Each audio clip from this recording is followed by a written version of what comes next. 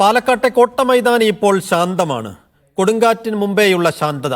നാളെയുടെ സായാഹ്നം ഈ സമയം കോട്ട മൈതാനി കാത്തുവെക്കുന്ന ചിത്രം എന്താകും? കഴിഞ്ഞ 3 തവണ കോൺഗ്രസ് കാത്ത കോട്ടയ്ക്ക് പുതിയ അവകാശികൾ ഉണ്ടാകുമോ? അതോ കോട്ട പൊളിച്ച് BJPക്ക് കേരള ചരിത്രത്തിലെ 2ാമത്തെ MLA ഉണ്ടാകുമോ? ഇനി അതുമല്ലെങ്കിൽ സ്റ്റെതസ്കോപ്പ് എന്ന തന്റെ ആയുധവുമായി പാലക്കാട്ടെ വോട്ടർമാരുടെ ഹൃദയമിടിപ്പും ഹൃദയവികാരവും ഏറ്റുവാങ്ങി ഡോക്ടർ പി സരിൻ ചരിത്രമാകുമോ?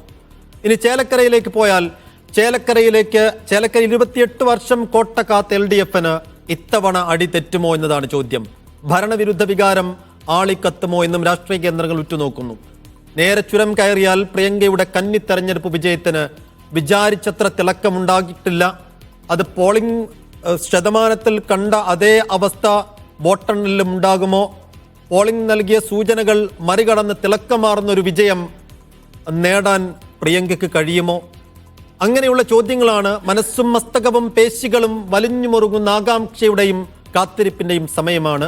കൊടുങ്കാറ്റിന് മുമ്പെയുള്ള ഈ സായാഹ്ന ശാന്തതയിൽ പാലക്കാട് വഴി ചേലക്കരയിലൂടെ വയനാട് വരെ നമുക്കൊന്ന് പോയി നോക്കാം. കണക്ക് കൂട്ടലുകളും അടക്കം പറച്ചിലുകളും ആശങ്കയുടെയും ആകാംക്ഷയുടെയും ഒക്കെ താപനില സരിന്റെ സ്റ്റെതസ്കോപ്പ് വെച്ചൊന്ന് അളന്നു നോക്കാം. സ്വാഗതം ട്രൈപോളിലേക്ക്.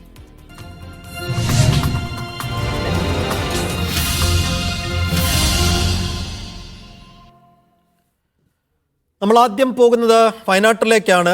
വയനാട്ടിൽ ഏറ്റവും പ്രധാനപ്പെട്ട കാര്യം അത് AICC ജനറൽ സെക്രട്ടറി കൂടിയായിട്ടുള്ള കോൺഗ്രസ്സുകാരുടെ ഭാവിയിൽ ഏറ്റവും വലിയ മുഖമാകാൻ പോകുന്ന പ്രിയങ്ക ഗാന്ധിയുടെ കന്നി അംഗമാണ് എന്നുള്ളത് തന്നെയാണ്.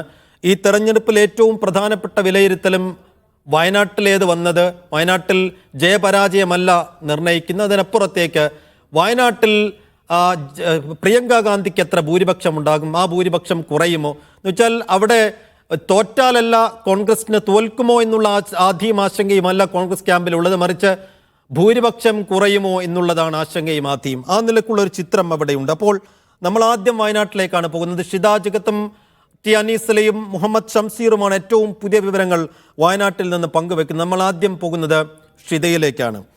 ഷിത, വയനാട്ടിൽ നമ്മൾ തുടക്കത്തിൽ സൂചിപ്പിച്ചതുപോലെ പ്രിയങ്ക ഗാന്ധിയെ സംബന്ധിച്ചിടത്തോളം കോൺഗ്രസിനെ സംബന്ധിച്ചിടത്തോളം തോൽവി എന്നുള്ളൊരു ആശങ്കയോ ആദ്യമോ ഇല്ല. പക്ഷേ പ്രിയങ്കയുടെ കന്നി-അംഗമാണ്, അത് കോൺഗ്രസിൻ്റെ അഭിമാന പോരാട്ടമാണ്. പ്രത്യേകിച്ചും AICC ജനറൽ സെക്രട്ടറി കൂടിയായിട്ടുള്ള KC വേണുഗോപാൽ അടക്കമുള്ള ദേശീയ നേതാക്കളുടെ അഭിമാനത്തിൻ്റെ പ്രശ്നമാണ്. ആ നിലക്ക് തുടക്കത്തിൽ 5 ലക്ഷം എന്നൊക്കെയായിരുന്നു, 5 ലക്ഷത്തിന് മുകളിൽ എന്നൊക്കെ കോൺഗ്രസ്സുകാർ പ്രതീക്ഷിച്ച ഭൂരിപക്ഷത്തിൻ്റെ കാര്യത്തിൽ ഇപ്പോൾ അവർക്ക് ചെറിയൊരു അങ്കലാപ്പ് സംഭവിച്ചിട്ടുണ്ട്. അതിൻ്റെ കാര്യം ഒരു 64.71 മാത്രമേ അവിടെ പോളിംഗ് പെർസെൻറ്റേജ് വന്നിട്ടുള്ളൂ.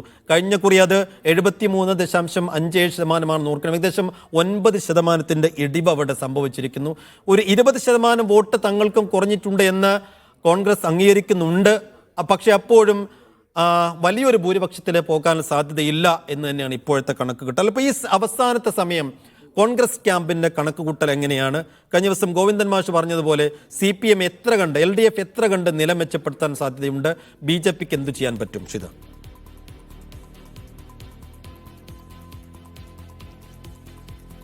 സൈഫുദ്ദീൻ പറഞ്ഞതുപോലെ തന്നെ ചുരം കയറിയുള്ള ഒരു ആവേശമായിരുന്നു വയനാട് തെരഞ്ഞെടുപ്പിൽ പ്രിയങ്ക ഗാന്ധി മത്സരിക്കാൻ എത്തുന്നു എന്ന് പറഞ്ഞപ്പോൾ.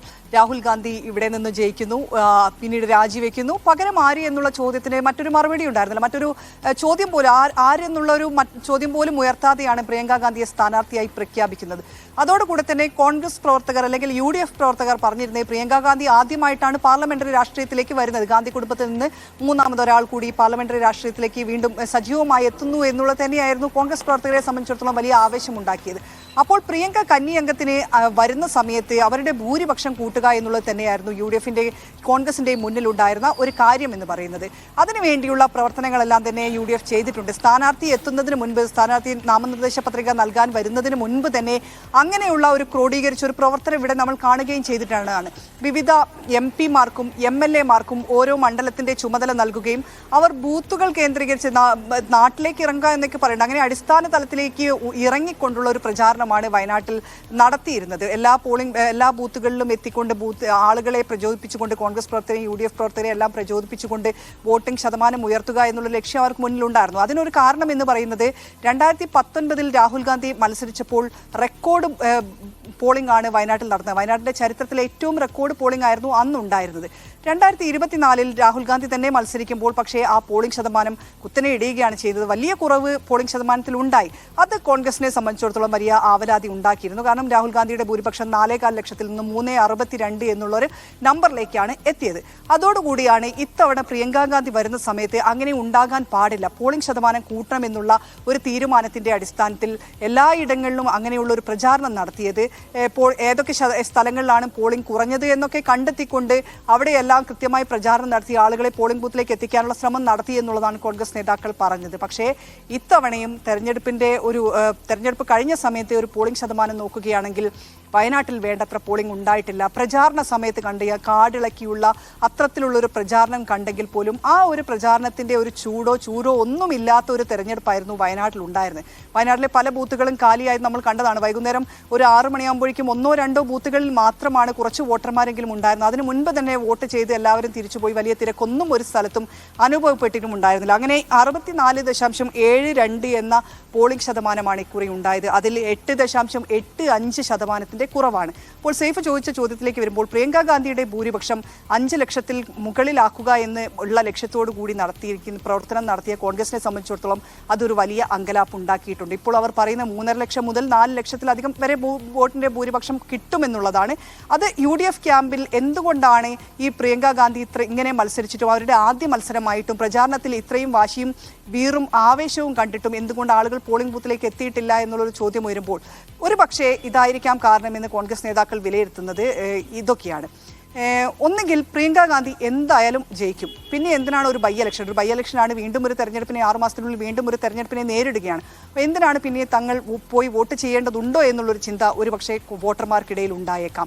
അത് പോളിംഗ് ശതമാനത്തിൽ കുറവുണ്ടാകാനുള്ള ഒരു കാരണമായി. അതാണ് ഈ സാധാരണഗതിയിൽ മലബാറിൽ വടക്കൻ കേരളത്തിൽ ഇലക്ഷൻ നടക്കുമ്പോൾ കാര്യമായും ഈ സ്ഥാനാർത്ഥികളുടെയും പാർട്ടി നേതാക്കളുടെയും ഒക്കെ ഓപ്പറേഷൻ പരമാവധി പ്രവാസികളെ മറുനാട്ടിൽ നിന്ന് നാട്ടിലെത്തിക്കുക വോട്ട് ചെയ്യാൻ വേണ്ടിയെന്നാണ്. ഇത്തവണ നമുക്കറിയാവുന്ന തന്നെ വയനാട് ലോക്സഭാ മണ്ഡലത്തിലുള്ള നമ്മുടെ സുഹൃത്തുക്കളായ പലരും ഗൾഫിലുള്ള ആളുകളോടൊക്കെ ചോദിച്ചപ്പോൾ അതിപ്പോൾ പ്രിയങ്ക ഈ ഭൂരിപക്ഷം കൂട്ടാനുള്ള ഒരു തെരഞ്ഞെടുപ്പല്ലേ, നമ്മളിപ്പോൾ ടിക്കറ്റൊക്കെ എടുത്ത് ബുദ്ധിമുട്ടി വരേണ്ട കാര്യമുണ്ടോ, അങ്ങനെയുള്ള ഒരു തോന്നൽ അവിടെ മൊത്തത്തിലുണ്ടായിരുന്നു. അത് ആകെ കൂടി അതിങ്ങനെ ഒരാൾ പറയുന്നു, അതങ്ങനെ പല ആളുകളാകുന്നു. അങ്ങനെ ഒരുപക്ഷെ ഒരു വാശിയുള്ള തെരഞ്ഞെടുപ്പാണെങ്കിൽ 2000-ത്തിലധികം വോട്ടുകൾ ഒരുപക്ഷെ ഗൾഫിൽ നിന്ന് വയനാട് മണ്ഡലത്തിലേക്ക് മാത്രമായി വരേണ്ടതുണ്ടായിരുന്നു. അവരൊന്നും വരാത്തൊരവസ്ഥ അത് കോൺഗ്രസ് ക്യാമ്പിനെ കാര്യമായി ബാധിക്കുമെന്നുള്ളൊരു ആശങ്ക ഈ അവസാന നിമിഷം ക്യാമ്പിനുണ്ടോ?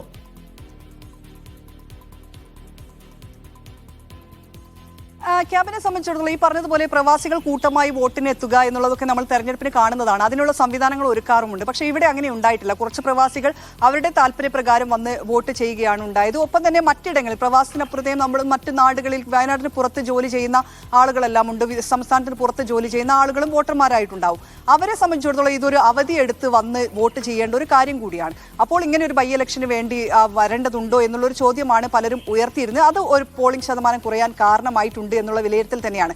അതിനെ സംബന്ധിച്ച് അപ്പോഴും പറയുമ്പോഴും ഈ കോൺഗ്രസ് ക്യാമ്പിനെ സംബന്ധിച്ചിടത്തോളം ഉള്ള ഒരു ആശങ്ക എന്ന് പറയുന്നത് പ്രിയങ്ക ഗാന്ധി മത്സരിക്കാൻ എത്തുമ്പോൾ എങ്ങനെയെങ്കിലും ഭൂരിപക്ഷം കൂട്ടണം എങ്ങനെയെങ്കിലും എന്ന് ആ അർത്ഥത്തിലല്ല പറഞ്ഞത്. പക്ഷേ പ്രിയങ്ക ഗാന്ധിയുടെ ഭൂരിപക്ഷം അവർ ആദ്യമായി മത്സരിക്കാൻ എത്തുന്ന സമയത്ത് വലിയ ഭൂരിപക്ഷത്തോടു കൂടി പ്രിയങ്കയെ പാർലമെന്റിലേക്ക് അയക്കണമെന്നുള്ളൊരു ആഗ്രഹം കോൺഗ്രസ് പ്രവർത്തകർക്ക് ഉണ്ടായിരുന്നു. പക്ഷേ ആ ആഗ്രഹം നടക്കുമോ എന്നുള്ളത് മാത്രമാണ് ഇപ്പോൾ വയനാടിന്റെ ഒരു തെരഞ്ഞെടുപ്പ് ചിത്രം വരുമ്പോൾ ആലോചിക്കുന്നതും നമ്മൾ ഉറ്റുനോക്കുന്നതും അത് തന്നെയാണ്. പ്രിയങ്ക ഗാന്ധിക്ക്